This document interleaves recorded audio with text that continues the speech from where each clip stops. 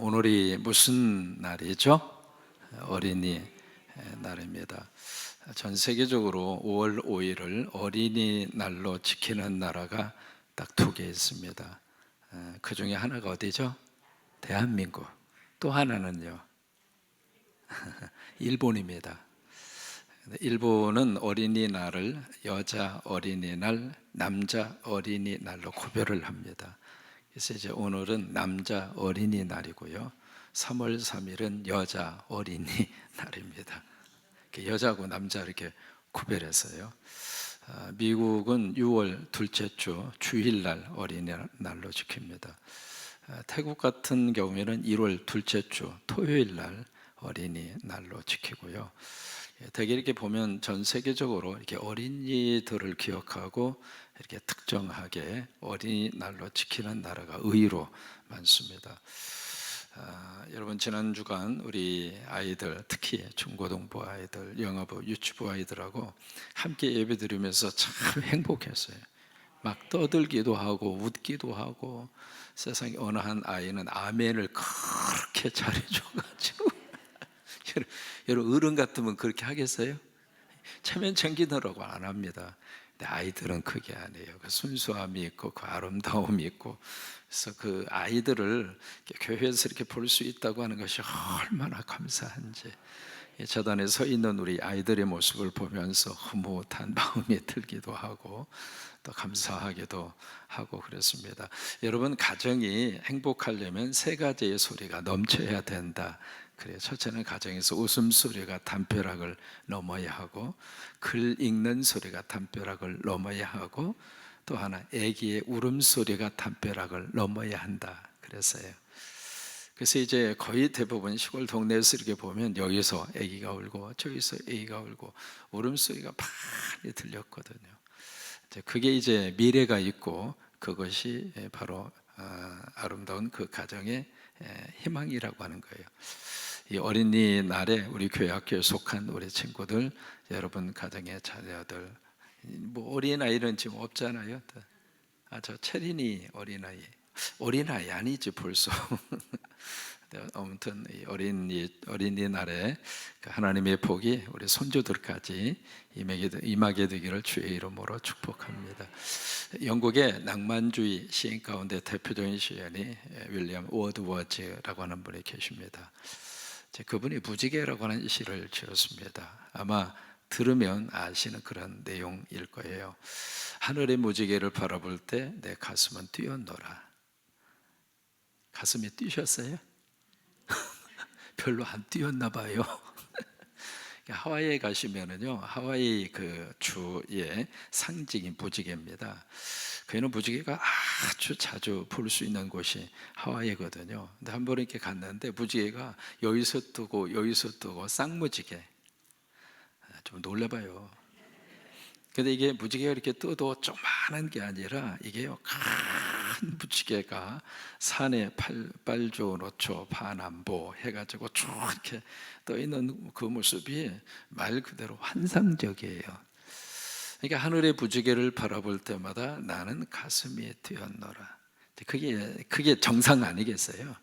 하늘 무지개 탁 보면서 떴나 봐. 무지개는 무지개고 나는 나지 뭐.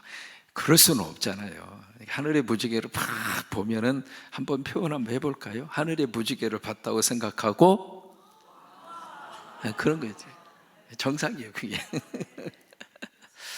이제 워드워즈가 그 노래를 시로 짓는 거예요. 하늘의 무지개를 바라볼 때 내 가슴은 뛰어노라. 어린 시절에도 그러고 지금도 그러고 그 다음에 중요합니다. 늙어서도 그러하리라. 살다가 보니까 삶에 찌들어서 그거 보면서도 그냥 보이지도 않고 그냥 그렇게 사는 경우들이 참 많은데, 좋은 것을 보아도 좋다는 감정도 생기지도 않고 표현도 못하고 이제 그렇게 사는 경우들이 많잖아요. 근데 어린 시절에도 그러했고 지금도 그러하고 늙어서도 그러하리라. 만약에 그렇지 아니하면 내 생명을 거두소서. 죽겠다는 말이 아닙니다. 그런 마음으로 평생 살고 싶다 그 말이죠. 그 다음에 유명한 시귀가 그 다음에 나옵니다. 어린이는 어른의 아버지. 굉장히 역설적인 표현입니다. 어떻게 어린이가 어른의 아버지가 돼요? 이게 무슨 얘기냐면 3살 버릇 몇 살까지? 8까지 간다. 속담이 있잖아요. 그런 것처럼 지금의 어린이가 미래의 어른이라 이 말이에요. 그래서 어린 시절에 이렇게 뭔가 가치관을 가지고 어린 시절의 삶의 태도를 갖는 것이 그의 앞으로의 삶을 결정한다 이 말이에요.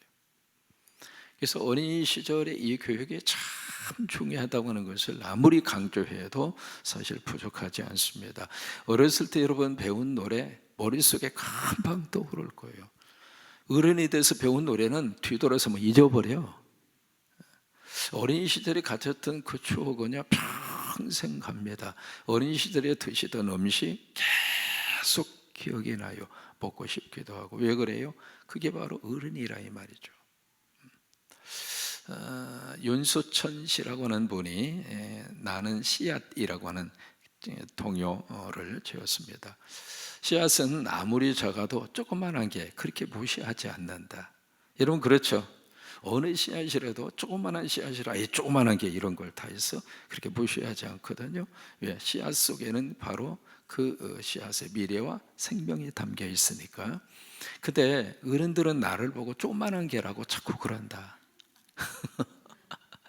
그래서 그 다음에 뭐라는 줄 알아요? 나도 앞으로 큰 나무가 될 터인데.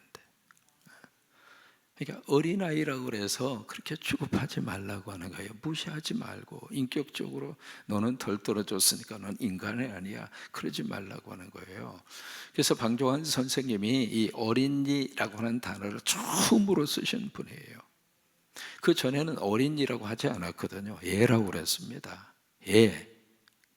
다시 말해 어린 것들이라고 하는 거예요. 아직 인간이 아니라 그 말이에요. 그렇게 이제 아이들을 취급을 했는데 방종원 선생은 아니다. 이 아이들이 아직 키가 안 자랐을 뿐이고 인격적으로 아직 성숙이 안 됐을 뿐이지 사람이다. 그래서 어린이라고 하는 말을 그래서 붙인 거예요. 1923년도부터 이 어린이에 대한 깊은 관심을 가지고 계시다가 해방이 된 이후에 공식적으로 오늘 어린이날로 지키면서 특히 오늘이 빨간 날이잖아요. 여러분 아기들 때문에 쉬는 거예요. 그래서 아기들한테 고맙고 감사한 마음을 가지면서 기도해 주셔서 어린아이들이 잘 될 수 있게 되기를 주의 이름으로 축복합니다.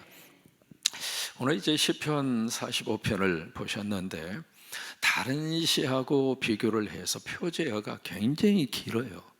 일반적으로 표제어 타이틀이 그렇게 길지가 않거든요. 근데 오늘 45편은 표제어가 굉장히 길어요. 누가 썼는가? 고라의 자손이 씁니다. 다윗 시대의 찬양을 책임졌던 그분들이 이 시를 씁니다. 그러면서 그 다음에 고라 자손의 시는 시인데 그 다음에 뭐라고 되어 있어요? 맞쓰길이라고 되어 있습니다. 이 단어는 그 앞에서도 계속 반복해서 나오는 단어인데 교훈이라고 하는 뜻입니다. 어떤 교훈의 내용을 담아놓은 시다 그 말이에요. 이제 그 다음에 하나가 더 나옵니다. 무슨 노래? 사랑의 노래라고 하는 거예요. 이 사랑의 노래라고 하는 것은 다른 식으로 말하면 결혼식 때 이루어지는 축가입니다. 그래서 그냥 사랑을 나누는 그런 노래가 아니라 그래서 영어 번역에서는 결혼식의 노래라 그랬어요. 결혼식 노래, 결혼식에 이루어지는 축가하고 같은 거예요. 그래서 그 다음에 인도자를 따라, 그러니까 이 45편이 개인적으로 부르는 찬양이 아니고요 공동체적으로 이루어지는 예배 속에서 불렀던 찬양과 노래였다고 하는 거죠. 그 다음에 무엇에 맞췄어요? 소산님에 맞춘 것 그렇게 되어 있습니다. 소산님이라고 하는 것은 백합화라고 하는 뜻입니다. 이게 백합화처럼 아름답게 그러면서도 어떤 선율이 그런 음을 따라서 예배 시간에 여기 고라의 자손의 찬양 인도자를 따라서 온 성도들이 같이 불렀던 결혼식의 축가라고 하는 거예요.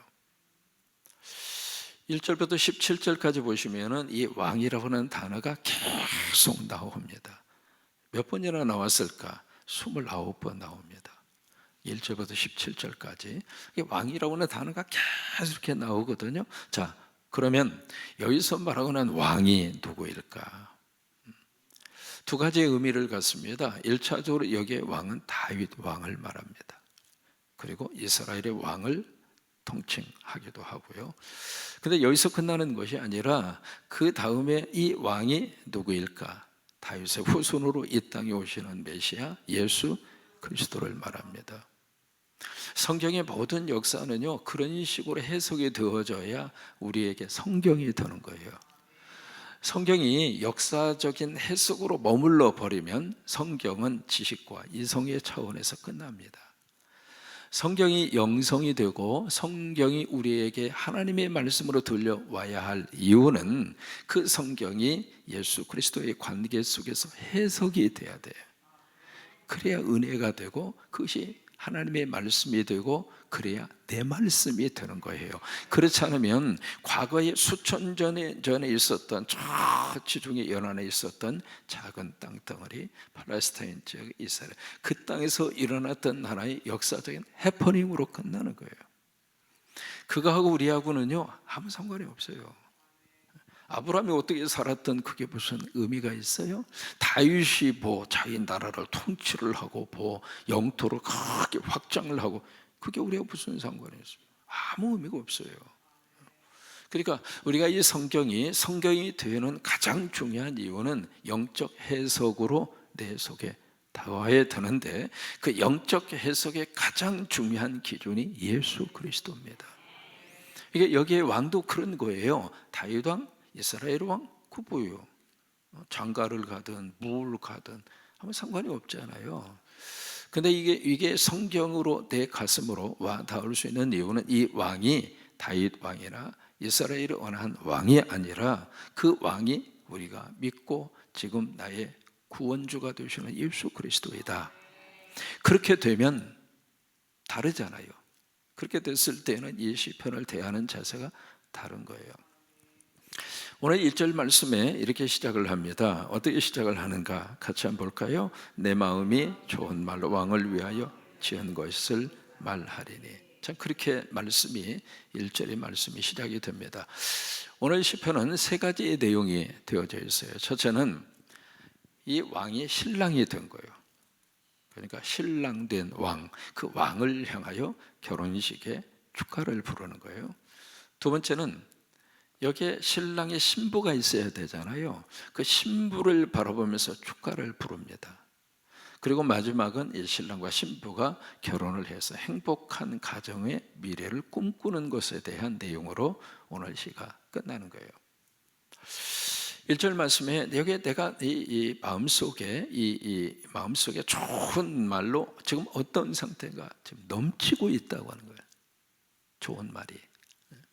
여러분, 넘친다는 이야기는 꽉 거기에 채워졌다 그 말이잖아요. 그 채워지고 넘친다고 하는 것을 우리는 두 글자로 충만이라고 그래요.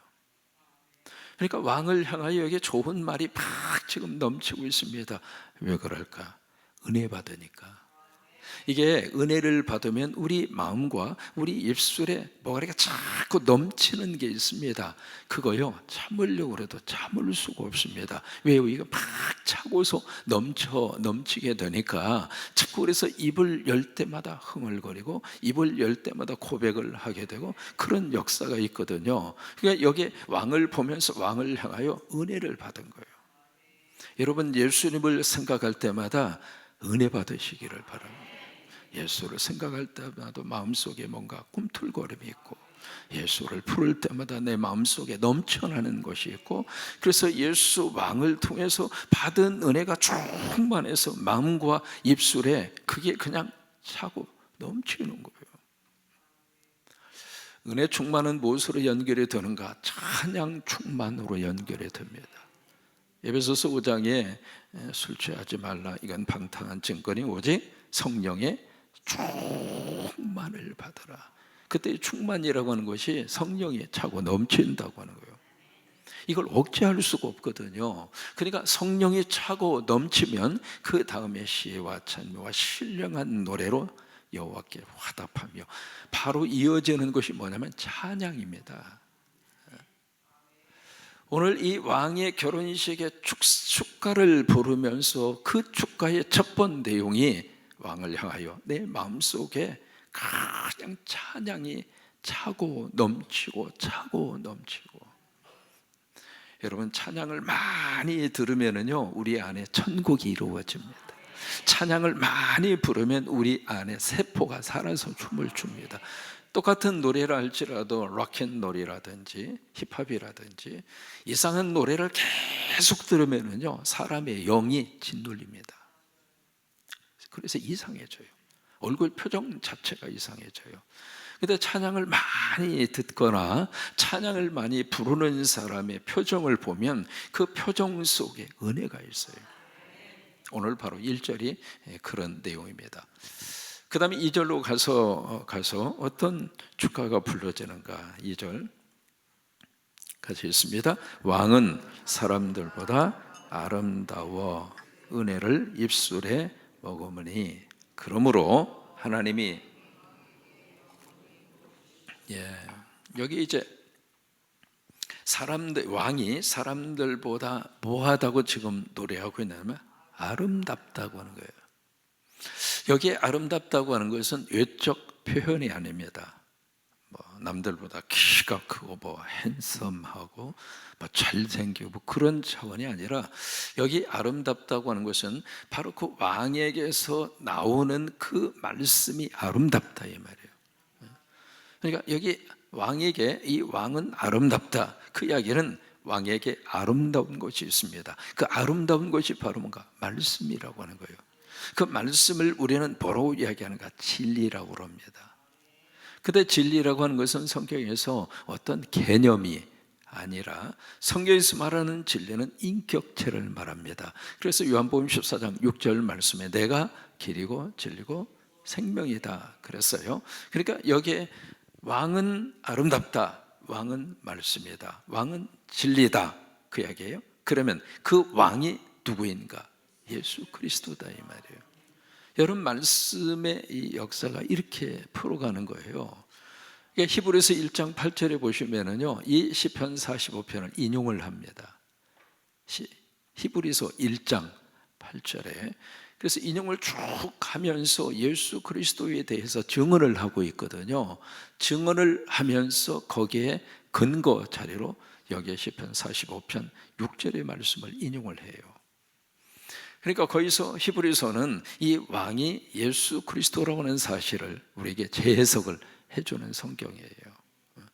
이게 여기에 아름답다고 하는 것은 외모가 아니라 예수 그리스도의 말씀, 진리. 그래서 그 진리와 말씀을 우리들이 접하면 우리들이 아름다워집니다. 참 놀라운 하나님의 축복이죠. 막달라 마리아, 우리가 기억하죠. 몇 귀신이 들어갔다고 여러분, 7귀신이라고 하는 것은 하나, 둘, 셋, 넷 숫자적인 의미가 아니라 귀신에 완전히 점령당해서 살았다. 귀신에 점령당하면 사람이 완전히 인격이 파괴가 됩니다. 인격이 파괴가 되면 그 삶이 정상적으로 살아낼 수가 없어요.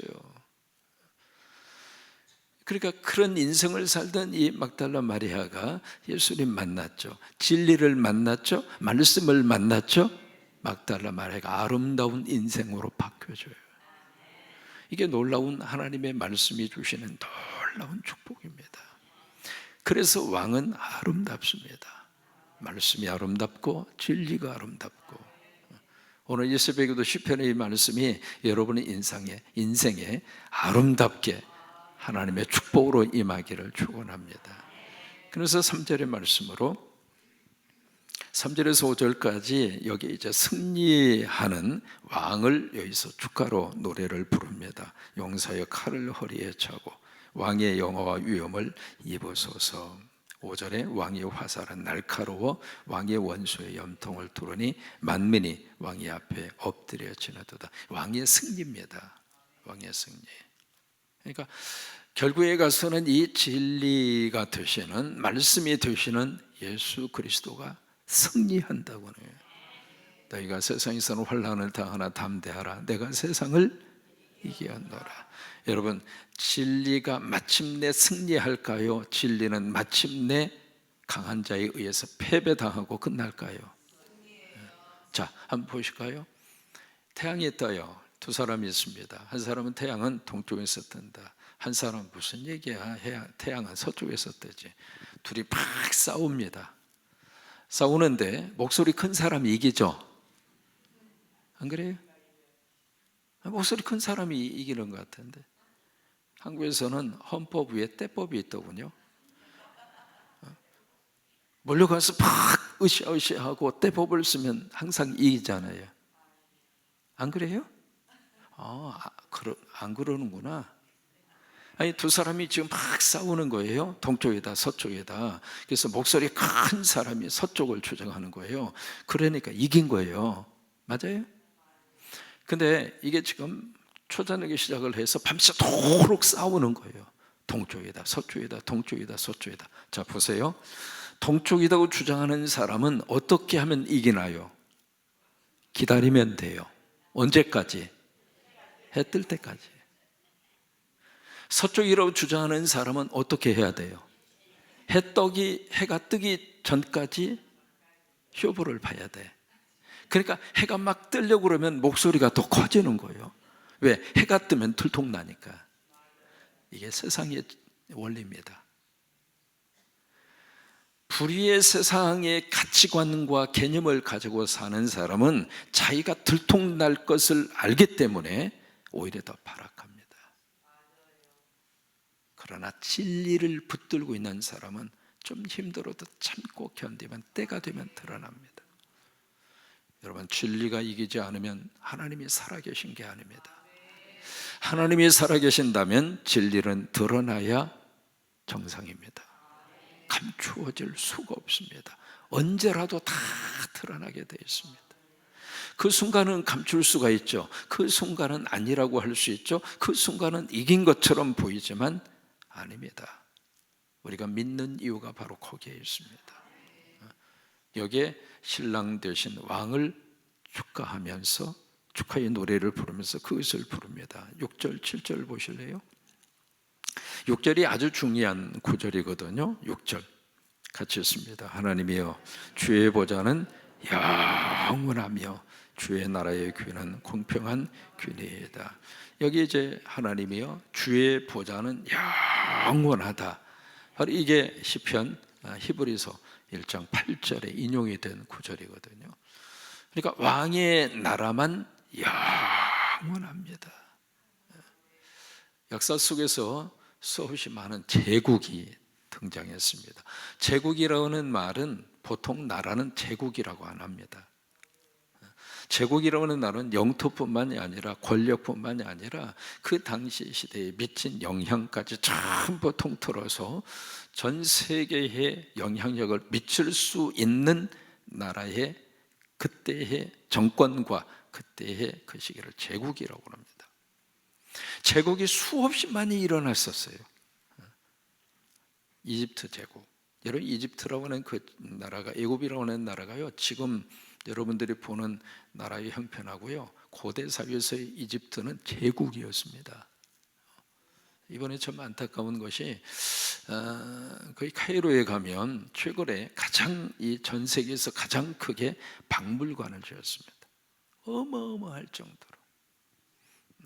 거기 일부러 그 박물관을 보기 위해서 수많은 사람들이 오는데 애굽에 갈 수 있는 기회가 상실돼서 참 미안하기도 하고 허탈하기도 하고 그래요. 이집트라고 하는 이 나라가 제국이었거든요. 나일강을 중심으로 해서 엄청난 제국을 형성한 나라가 이집트였습니다. 그 다음에 이집트라고 하는 이 제국이 계속 지금까지도 제국의 위치를 차지하고 있는가? 아니잖아요. 어디로 넘어가요? 아수르로 넘어갑니다. 아수르 제국. 구약에서 우리가 많이 만나는 나라입니다. 거기도 제국이었어요. 근데 아수르 제국이 계속 그 제국의 위치를 가지고 있었는가? 아닙니다. 바벨론 제국으로 바뀌어집니다.